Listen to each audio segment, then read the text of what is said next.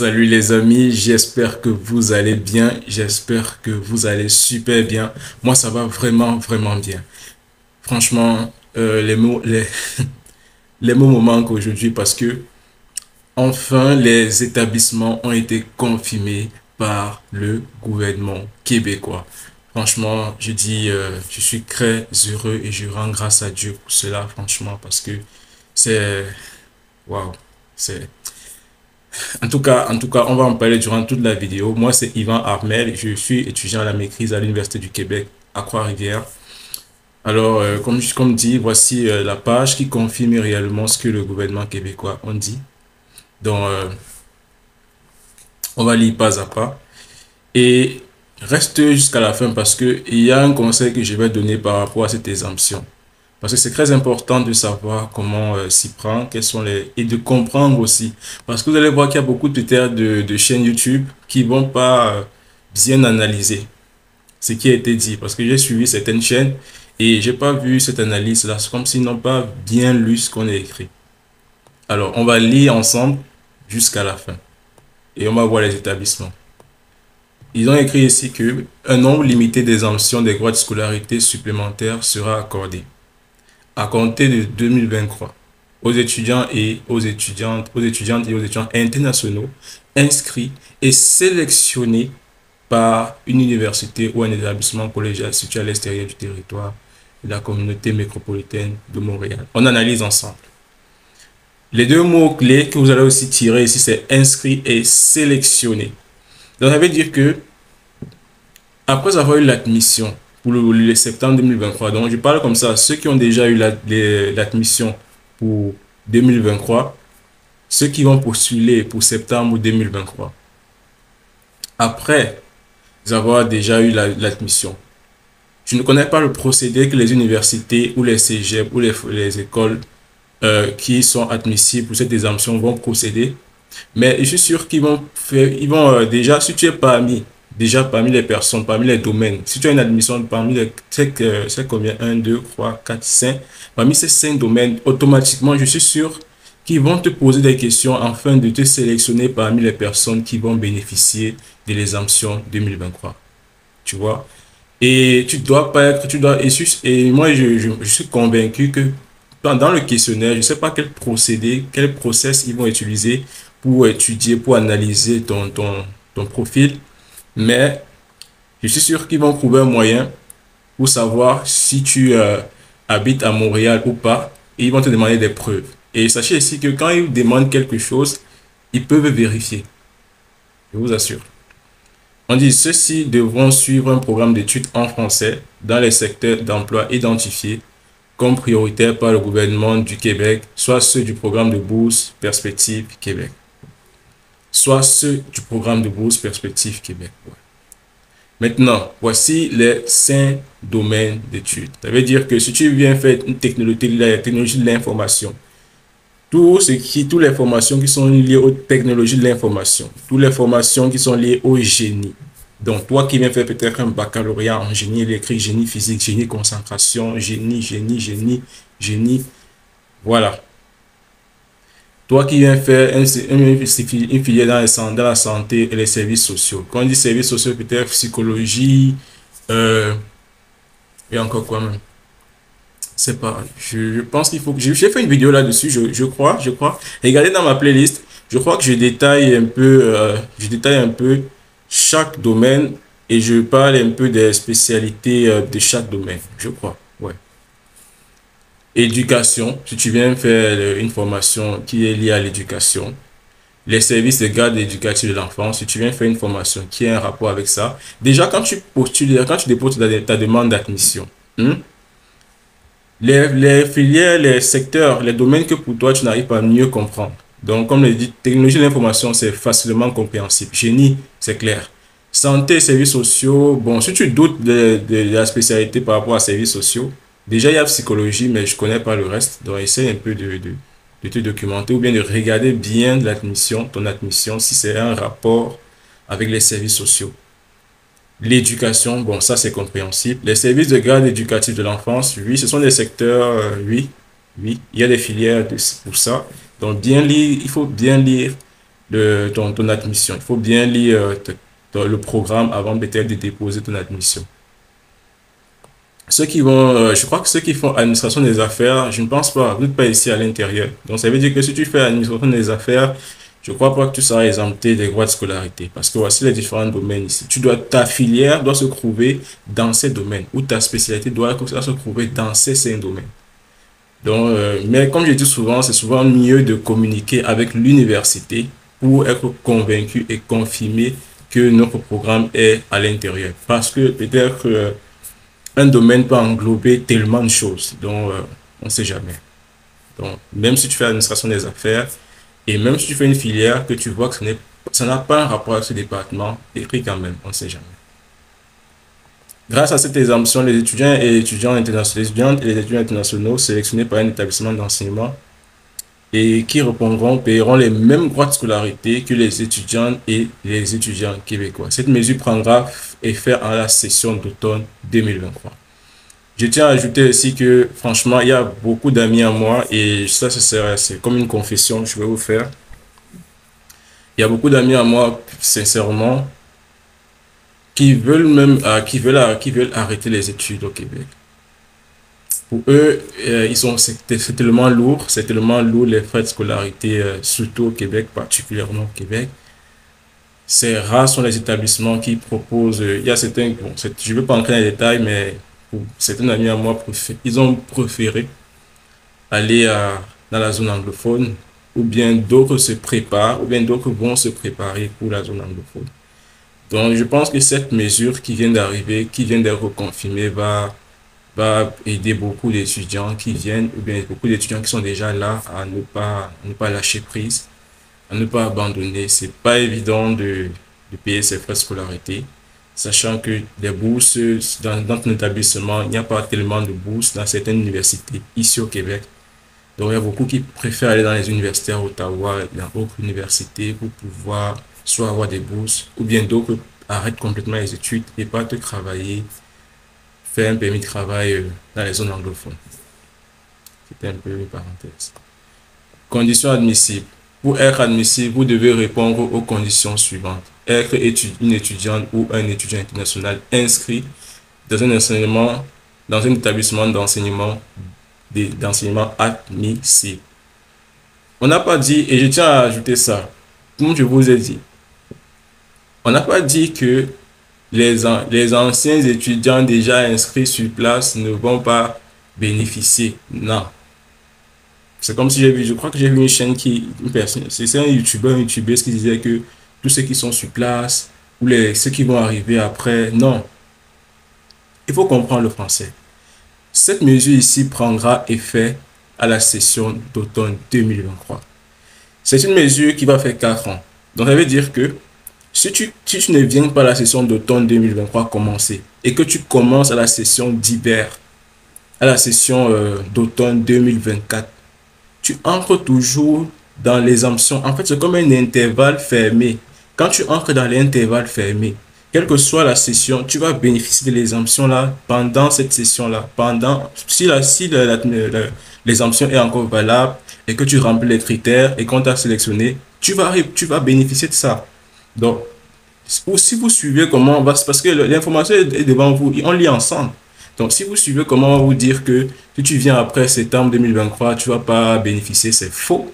Parce que voilà, ça devant vous, vous devez lire. Si on dit que tu es ici et que tu ne vas pas bénéficier, c'est faux.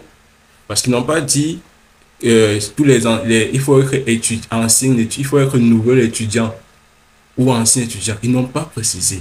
Donc, c'est pour ça que j'aime souvent dire, lisons les informations. Lisons. L'information est vérifiable. Il faut être étudiant ou étudiant international inscrit dans un établissement d'enseignement admissible, être inscrit ou inscrit à temps plein dans un programme d'études en français déterminé par l'enseignement. Donc, tu dois être dans un programme de français. Ton programme doit être en français. Et ça doit être lié à l'un des domaines identifiés comme prioritaires par le gouvernement du Québec. Donc, ça veut dire qu'au-delà des domaines qu'ils ont cités, c'est pour ça que j'ai dit, si tu es dans un domaine que pour toi, tu ne remarques pas que c'est dans les domaines-là qu'ils ont cités, écris quand même à l'université ou à ton cégep pour dire que bon, moi, je ne suis pas peut-être dans les domaines, mais Vous voyez pas que c'est parmi des critères. Toi, tu vois, tu plaides ta cause. Vos lieux d'apprentissage d'être campus et de résidence doivent se trouver au Québec, premièrement, et être situés à l'extérieur du territoire de la communauté métropolitaine de Montréal durant vos études. Si tu veux savoir quels sont tous les... Quand il parle de la communauté métropolitaine de Montréal, je veux savoir de quelle ville, de quel environnement il parle. Tu cliques dessus, ça va t'amener sur notre page qui va te lister toutes les villes. Et je t'invite à lire ça. Et je vous ai dit, ils vont vérifier. Moi, je pense que les établissements vont réellement vérifier si tu résides, si ton lieu de résidence, c'est dans la ville en question. Si c'est à Trois-Rivières, si c'est à Trois-Rivières. Si c'est à Chicoutimi, si tu as ta résidence à Chicoutimi. Donc, ceux qui étudient en Montréal, ceux qui habitent à Montréal et viennent étudier en région, je pense même pas qu'on va accepter. Je suis sûr qu'ils vont vérifier. Les établissements d'enseignement et de programmes admissibles. Voilà, on entre enfin dans les établissements admissibles. Formation collégiale technique.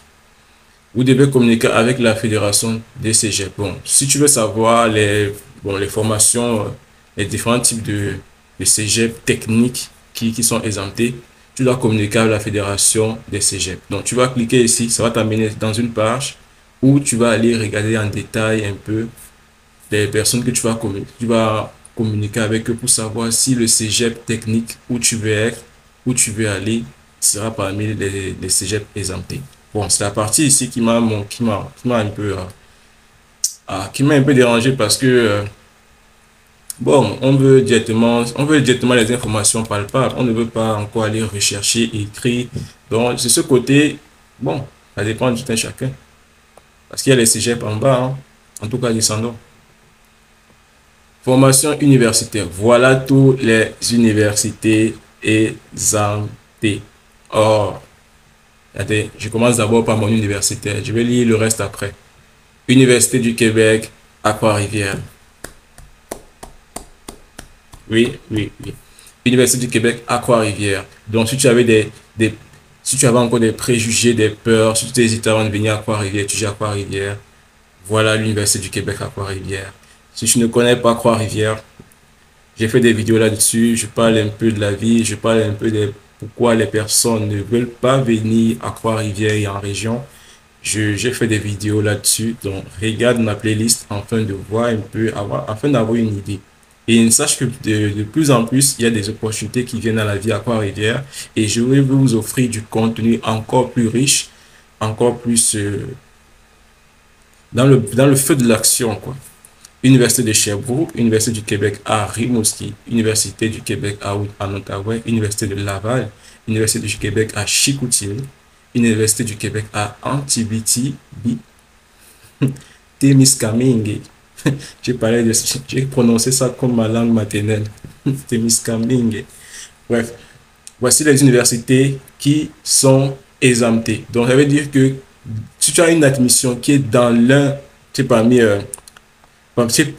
l'une de ces universités, tu es déjà bien parti. La seconde étape, c'est que maintenant l'université étudie ton dossier encore et te sélectionne. Et quand tu vas savoir sélectionner, je suis sûr qu'ils vont t'écrire un email, ils vont te donner quelque chose qui va confirmer que, ok, tu es parmi les personnes qui seront exemptées au droit de scolarité 2023.